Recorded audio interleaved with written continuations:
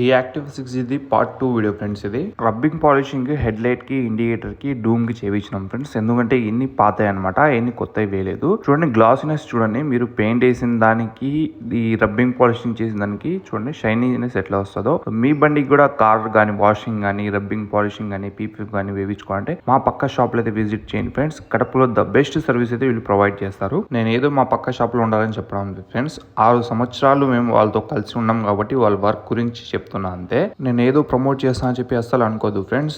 వాళ్ళ సర్వీస్ నాకు నచ్చి చెప్తున్నా అంతే మీకు. ఇంకా ఈ బండి విషయంలో వస్తే వెనకాల బంపర్ కి పెయింట్ కొట్టేసినాము.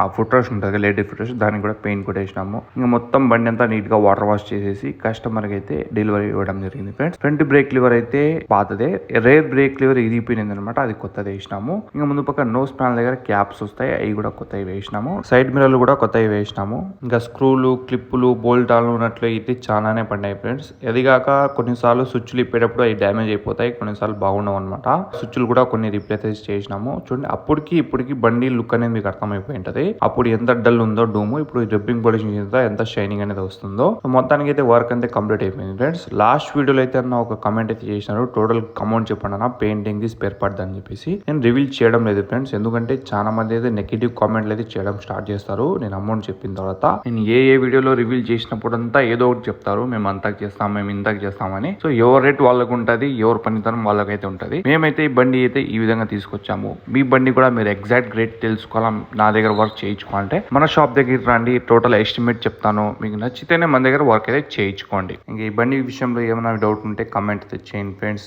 దయచేసి రేట్ల గురించి అయితే అడగద్దు. మీకు ఏమైనా తెలుసుకుంటే షాప్ దగ్గర రండి, మీ బండికి కండిషన్ చూపేంటి, ఆ బండికి రేట్ అనేది కనుక్కోండి ఫ్రెండ్స్. దీనిల గురించి అయితే దయచేసి రేట్లు అయితే అడగద్దు. థ్యాంక్ యూ సో మచ్ ఈ వీడియో అంతా చూసినందుకు.